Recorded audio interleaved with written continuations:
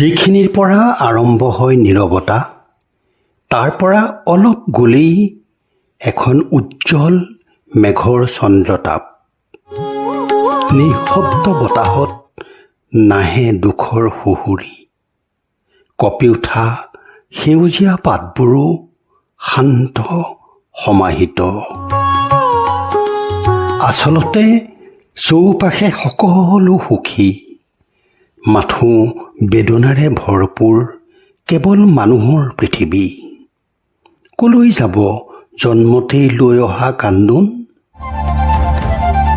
ফুলৰ পাতত জিলিকা নিয়ৰৰ টোপালবোৰ চকুলো নহয়, মেঘালী আকাশৰ পৰা ধাৰাসাৰে নামি অহা বৰষুণ চকুলো নহয়, সাগৰলৈ বৈ যোৱা জান জুৰি নদী নিজৰাবোৰ কোনোৱেই চকুলো নহয়। ভোকে শৰীৰৰ জীৱনী লিখি দিয়ে শৰীৰক, আৰু শোকে জীৱনৰ মহিমা বুজাই দিয়ে জীৱনক। কিনো লাগে আমাক? দুডাল ববচাবনৰ পৰশ, এটা জোনাকীৰ সোণ পোহৰ, এষাৰি কবিতাৰ দীঘল উশাহ।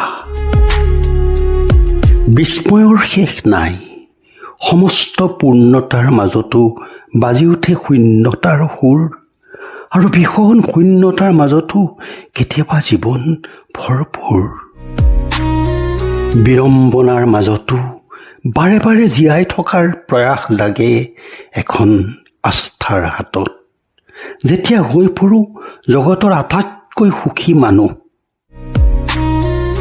জীৱনৰ সকলো ঢালিতি সমস্ত ৰস পান কৰি যেতিয়া বিলীন হ'ব খোজো তোমাৰ মাজত, পাব খোজো কেৱল তোমাক সেইখন চন্দ্ৰতাপৰ তলত।